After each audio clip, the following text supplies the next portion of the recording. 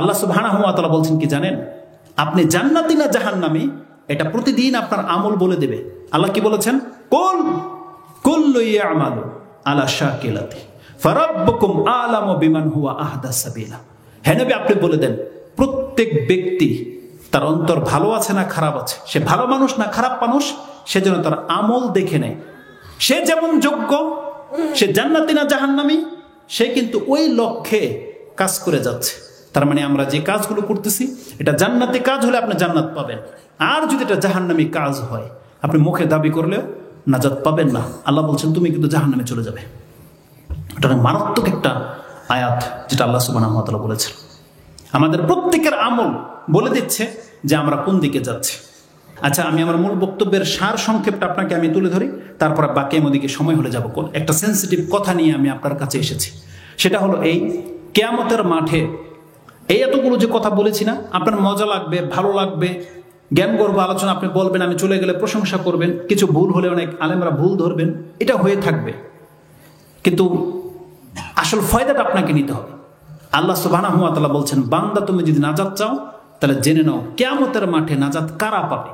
যেই আত্মার কসম আল্লাহ করেছে, যেই অন্তরের আত্মা কসম করেছেন, আল্লাহ বলছেন কাদ আফলাহা মান যাক্কাহা ওয়া কাদ খাবা মান দাসসাহা। আল্লাহ বলছেন যেই ব্যক্তি এই আত্মাটাকে, এই নফসটাকে পবিত্র রাখতে পারবে, সেই ব্যক্তি ফালাহ, সে জিতে গেছে, সেই ব্যক্তি জিতে গেছে। আল্লাহ আগে বলেছে সে ফালাহ, নাজাত পেয়ে গেল, মুক্তি পেয়ে গেল। কাদ আফলাহা মান যাক্কাহা, যেই ব্যক্তি এই আত্মাটাই কাল্পটাকে পবিত্র রাখতে পারলো, আল্লাহ বলছেন এই ব্যক্তি জিতে গেল, এই ব্যক্তি সফল কাম। ওয়া কাদ খাবা মান দাসসাহা, আর আল্লাহ বলছেন সেই ব্যক্তি ধ্বংস হয়ে গেল যেই ব্যক্তি তার আত্মাটাকে, তার অন্তরটাকে নষ্ট করেছে। তাহলে আমাদেরকে আল্লাহ সুবহানাহু ওয়া তাআলা বলছেন যদি তুমি নাজাত চাও তাহলে তোমার একটা সুস্থ কলবুন সেলিম, একটা সঠিক সুস্থ একটা অন্তর নিয়ে আল্লাহর কাছে তোমাকে দাঁড়াতে হবে। যেই অন্তরের মধ্যে নিফাকি থাকবে না, যেই অন্তরের মধ্যে হিংসা থাকবে না, যেই অন্তরের মধ্যে শিরিক থাকবে না, কুফরি থাকবে না, কেবল আল্লাহর প্রতি ঈমান থাকবে, কোনো পাপ থাকবে না, নিষ্পাপ হয়ে আল্লাহর কাছে সাক্ষাৎ করতে হবে।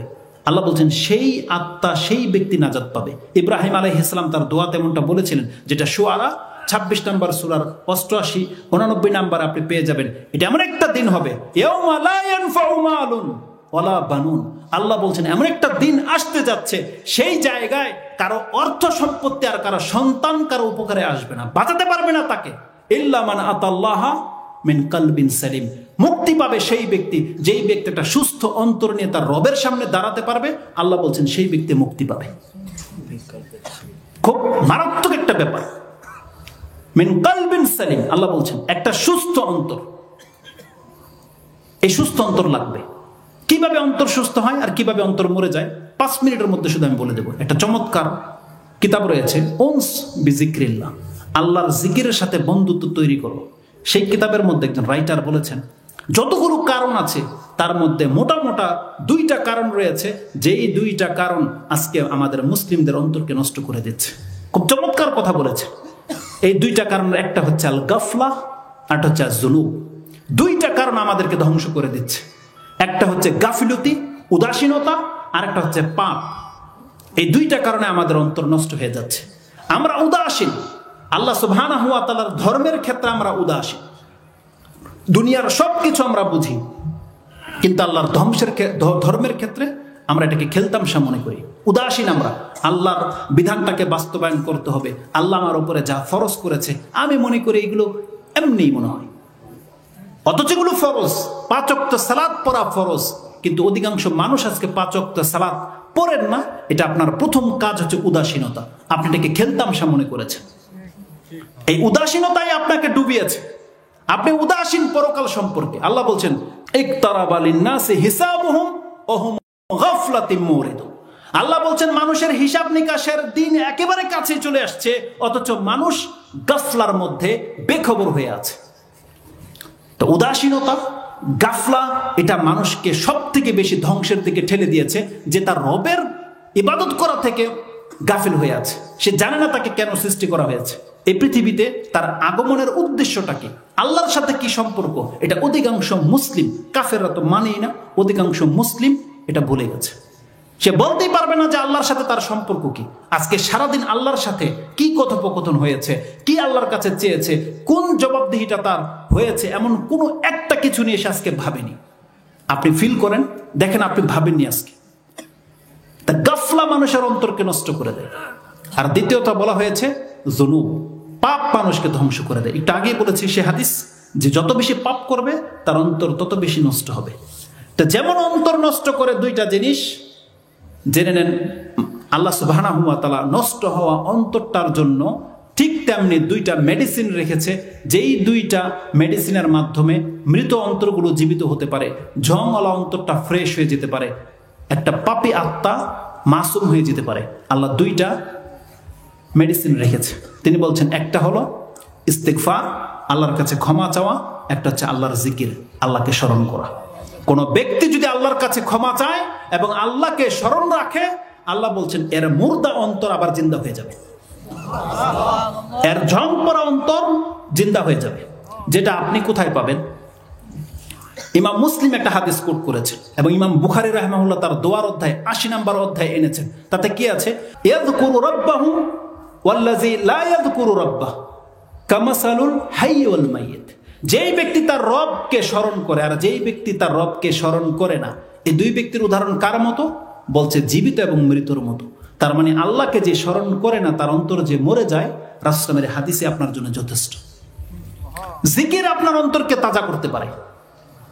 সূরা হাদীদের মধ্যে আল্লাহ সুবহানাহু ওয়া তাআলা বলছেন, আলাম ইয়ানি লিল্লাযী আমানু আন তাখশা কুলুবুহুম লিযিকরিল্লাহ ওয়া মা নাযালা মিনাল হক। আমি কি মানুষের হেদায়েতের জন্য হক নাজিল করিনি? আর এই পুরো কোরআনটা নাজিল করার পরেও কি মানুষ আল্লাহ সুবহানাহু ওয়া তাআলার কাছে তওবা করার, ফিরে আসার কোনো কিছু বাকি আছে, ঘাটতি রেখেছি? মানুষের কি সেটা আসেনি এখন পর্যন্ত ফিরে আসার মতো? আল্লাহকে স্মরণ করার মতন উপদেশ বাণী কি ঘাটতি রেখেছি আমি কোরআনে? তাহলে কেন মানুষ আল্লাহকে স্মরণ করে না? কেন মানুষ আজকে ধর্ম থেকে গাফেল? এইভাবে আল্লাহ সুবহানাহু ওয়া তাআলা বলেছেন। অন্তর যদি কারো গাফেল থাকে, তার সব থেকে বড় ক্ষতি যেটা কি জানেন? রাসূল সাল্লাল্লাহু আলাইহি ওয়াসাল্লাম বলছেন, উদুল্লাহ ওয়া আনতুম মুকিনুনা বিল ইজাবা ওয়া আলামু আন্নাল্লাহা লা ইস্তাজিবু দুআআন মিন কলবিন গাফিলিন লাহিনিন।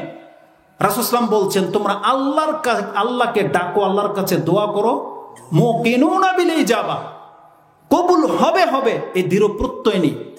জেনে রাখো বান্দা, ওয়া আলামু আন্নাল্লাহা লা ইস্তাজিবু দুআআন, আল্লাহ কোন ব্যক্তির দোয়া, ওই সমস্ত ব্যক্তির দোয়া কবুল করেন না যেই ব্যক্তি উদাসীন, গাফিল, লাহিন। আল্লাহকে বললাম তো বললাম, বাস শেষ। এমন ব্যক্তির দোয়া কবুল করেন না। এটা ইমাম তিরমিজি তার দোয়ার অধ্যায় কোট করেছেন। তো কথা বললে বলা অনেক লম্বা হয়ে যাবে। আল্লাহ সুবহানাহু ওয়া তাআলা আমাদেরকে যে অন্তর দিয়েছেন, আল্লাহ বলেছেন, দেখো বান্দা এটা কিন্তু নষ্ট হয়, তোমার দায়িত্ব এই নষ্ট অন্তরটাকে সুস্থ করা, সঠিক রাখা, পবিত্র রাখা, এটা তোমার কাজ।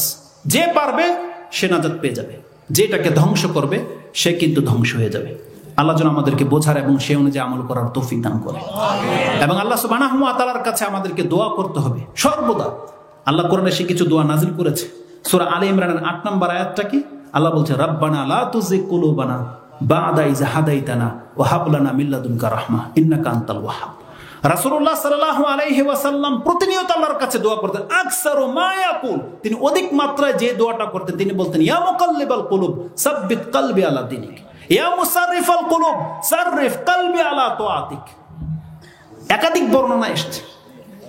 তা আমাদেরকে আল্লাহর কাছে দোয়া করতে হবে, আল্লাহ তুমি আমাদের এই আল্লাহুম্মা আতি নাফসি তাকওয়াহা ওয়া যাক্কিহা আনতা খায়রু মান যাক্কাহা, এই দোয়াটা অবশ্যই অধিক মাত্রায় করবেন যে আল্লাহুম্মা আতি নাফসি তাকওয়াহা, তুমি আমার অন্তরের ভিতরে তাকওয়া ঢেলে দাও, ওয়া যাক্কিহা আনতা খায়রু মান যাক্কাহা, আল্লাহ তুমি আমার অন্তরটাকে পবিত্র করে দাও, কারণ তুমি হলো সবথেকে বেশি উত্তম পবিত্রকারী। আল্লাহ যদি কারো অন্তরকে পবিত্র না করে তাহলে কোনোদিন আমাদের পক্ষে সম্ভব হবে না। জানেন মুহাম্মদ সাল্লাল্লাহু আলাইহি ওয়াসাল্লামের চরিত্র কেন এত সুন্দর? নবুয়ত আসার আগে আল্লাহ ফেরেশতা নাজিল করে দিয়ে তার অন্তরকে জমজমের পানি দিয়ে ধুয়ে তারপরে সিনাতে লাগিয়েছিলেন। জানেন না সে হাদিস? জানেন মেরাজের রাতের আগের ঘটনা কি করেছিল? রাসূল বলছেন, আমি মক্কাতে ছিলাম, ফেরেশতা এসেছে, স্বর্ণের পেলা নিয়ে জমজমের পানি দিয়ে আমার কলিজা থেকে পেট পর্যন্ত যা আছে সবকিছু ধুয়ে আবার সেট আপ করে দিয়েছে। তার মানে আল্লাহ হচ্ছেন সব থেকে উত্তম পবিত্রকারী।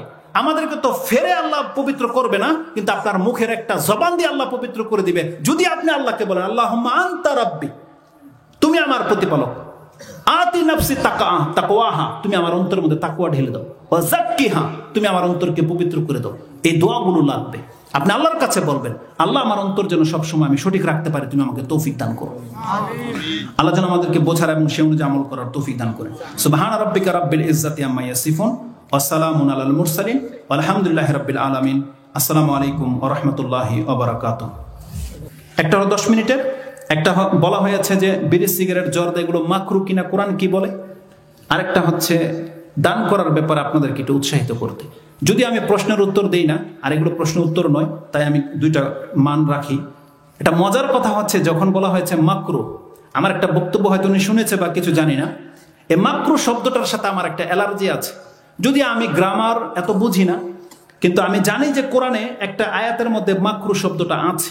আমি হাফেজও নই, তবে আয়াতটা আমার মনে আছে, যেটা আমাদের সমাজে এটার প্রচলন তো বেশি। যারা বলে বিড়ি, সিগারেট, জর্দা মাকরু, আমার সেন্সে তারা মনে করে মাকরু মানে হালকা হারাম, খাওয়া যায়, এমন না? আপনারা কি মনে করেন মাকরু মানে হালকা হারাম? না, বাস্তবিক তারা কোন সেন্সে বলে হালকা হারাম না, যে মাকরু মানে খাওয়া যেতে পারে, এমন না? আমি মনে করি যদি কেউ বলতো হারাম, তাহলে আপনি অনেক হারাম পাপের মতো এটা একটা হারাম মেনে নিতাম। কিন্তু যখন বলেছেন মাকরু, আমার দৃষ্টিতে তখন জর্দা, সিগারেট এগুলো খাওয়া হয়ে গেছে শিরকের মতন বড় পাপ, জেনার মতো বড় পাপ, হত্যার মতো বড় পাপ, নিজের সন্তানকে হত্যা করার মতন বড় পাপ, অহংকার করার মতন বড় পাপ, এতিমের মাল খাওয়ার মতো বড় পাপ, তারপরে মূর্খামি করার মতন বড় পাপ। জানেন কিভাবে? এই সূরা বনী ইসরাইলের 23 নাম্বার থেকে নিয়ে 39 পর্যন্ত পড়েন, তাতে আল্লাহ 11টি বড় বড় পাপের কথা বলেছেন। তার মধ্যে এই পাপগুলো আছে, লা তাজআল মা আল্লাহি ইলাহান আখার, নবীকে বলেছেন তুমি আল্লাহর সাথে অংশীদার সাব্যস্ত করো না। তারপরে বলেছেন বাপ্পার সাথে নাফরমানি করবা না, ভদ্র আচরণ করবা, এবং তাদের কোনো আচরণে উফ শব্দটা পর্যন্ত বলবা না। ওয়ালা তাকুল্লাহুমা উফফিউ ওয়ালা তানহারহুমা। তারপরে আছে তুমি অপচয় করবে না, তারপরে আছে তুমি জেনার নিকটে যাবে না, তারপরে আছে নিজের সন্তানকে হত্যা করবে না, তারপরে আছে তুমি কোনো মানুষকে হত্যা করবে না, তারপরে আছে ওজনে কম দিবা না, তুমি আল্লাহর সাথে যা ওয়াদা করেছো সেটা পূর্ণ করো, এতিমের মাল খাবে না, ওয়ালা তাকফু মা লাইসা লাকা বিহি ইলম, তুমি এমন কথা বলবো না যে সম্পর্কে তোমার জ্ঞান নাই। আর যখন জ্ঞানী হয়ে গেছো তখন তুমি অহংকার করবে না। কে আছে? তাকফু মা লাইসা লাকা বিহি ইলম ইন্না সামআ ওয়াল বাসারা ওয়াল ফুআদা কুল্লু উলাইকা কানা আনহু মাসউলা ওয়ালা তামশি ফিল আরদি মারাহা, এটাও আছে। তার মানে তুমি অহংকার দম্ভ ভরে চলবে না। এই বড় বড় পাপগুলো বলার পর আল্লাহ বলতেছেন কুল্লু যালিকা কানা সাইয়্যুহু ইনদা রাব্বিকা মাকরুহা। হে নবী জেনে নাও, যতগুলো বড় বড় পাপ তোমার কাছে পেশ করলাম এগুলো সব হচ্ছে তোমার রবের নিকট খারাপ মাকরু কাজ। আল্লাহ বলছেন জেনা করা আল্লাহর কাছে মাকরু। আল্লাহ সুবহানাহু ওয়া তাআলা বলছেন সন্তান হত্যা করা আল্লাহর কাছে মাকরু। আপনি বুঝেন কথা? আর আপনি হুজুর বলতেছেন যে জর্দা আর সিগারেট, বিড়ি খাওয়া হচ্ছে মাকরু। তাহলে আপনি তো কথাটাকে কত সেনসিটিভ জায়গায় নিয়ে চলে গেলেন। মারাত্মক কথা বলেছেন আপনি। যদিও মাকরু মানে ফিকের ভাষায় ভিন্ন, কিন্তু কোরআনের ভাষায় মাকরু মানে চরম হারাম। কোন ব্যক্তি যদি সিগারেটকে মাকরু বলে, জর্দাকে মাকরু বলে, তাহলে আমাদের সেন্স বলছে সে এটাকে হত্যার সমতুল্য পাপে নিয়ে ঠেকিয়ে দিয়েছে, শিরকের সমতুল্য পাপে নিয়ে ঠেকিয়ে দিয়েছে। কারণ আল্লাহ কি বলছেন? কুল্লু যালিকা কানা সাইয়্যুহু, শব্দটা ভালো করে ফলো করেন। সাইয়্যুহু ইনদা রাব্বিকা মাকরুহা, এটা তোমার রবের নিকট মাকরু। তাহলে সিগারেট, জর্দা, বিড়ি যদি মাকরু হয়, তা তোমার রবের কাছে মাকরু, সেটা হালাল হয় কি করে? আল্লাহ আমাদেরকে বোঝার এবং সে অনুযায়ী আমল করার তৌফিক দান করে। যেহেতু শেখ চলে আসছে, ইনশাআল্লাহ দানের ব্যাপারে হয়তো শেখ আপনাদেরকে উৎসাহিত করবে। সময় যদি যথেষ্ট হয়ে গেছে, আল্লাহ আমাদেরকে বোঝার এবং সে অনুযায়ী আমল করার তৌফিক দান করবে। যে কথাগুলো বলেছি যদি আমার মধ্যে ভুল থেকে থাকে, আল্লাহ যেন আমাকে ক্ষমা করে, এবং এর যদি মর্যাদাকর কিছু বলে থাকে, আল্লাহ যেন আমার মর্যাদাকে বৃদ্ধি করে এবং আমাদের গুনাহ খাতাকে যেন মাফ করে, এবং মৃত্যুর পূর্বে যেন আল্লাহ সুবহানাহু ওয়া তাআলা আমার অন্তরটাকে পবিত্র করে আল্লাহর সাথে সাক্ষাৎ করার তৌফিক দান করে। ইয়া রাব্বাল আলামিন, সুবহান রাব্বিকা রাব্বিল ইজ্জাতি আম্মা ইয়াসিফুন ওয়া সালামুন আলাল মুরসালিন আলহামদুলিল্লাহি রাব্বিল আলামিন। আসসালামু আলাইকুম ওয়া রাহমাতুল্লাহি ওয়া বারাকাতুহু।